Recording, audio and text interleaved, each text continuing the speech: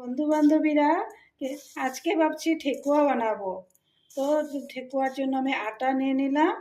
আটাতে আমি সমপরিমাণে চিনি, refined oil আর পানমুড়ি নিয়ে ভালো করে মিক্সড করে নিচ্ছি। এই যে দেখো, তারপরে হালকা গরম জল দিয়ে আটাটাকে মেখে নেব। বন্ধু বান্ধবীরা, এই আটার ডোটাকে ছোট ছোট লেচি আকারে করে নিয়েছি। করে এইভাবে করে এরকমভাবে একটা সাজ দিয়ে দিলাম, এরকমভাবে একটা ডিজাইন দিয়ে দিলাম। এটাকে আস্তে আস্তে ভেজে নেব একটা একটা করে।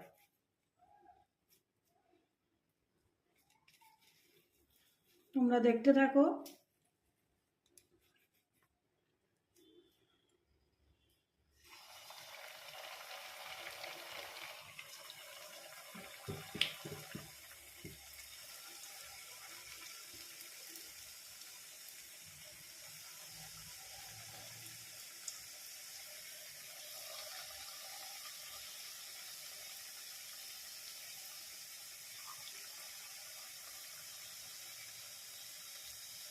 দেখতে থাকো তোমরা।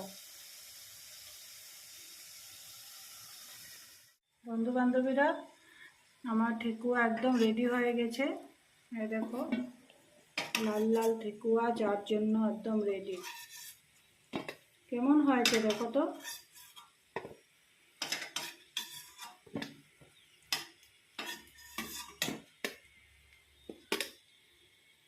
এভাবে আমি এই সবকটা আবারও ভেজে নিচ্ছি। এটা এইভাবে ডিজাইন করলাম।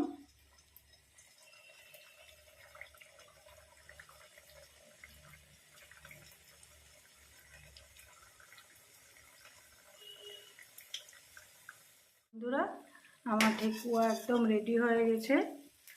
একটা একটা করে নামিয়ে নিচ্ছি।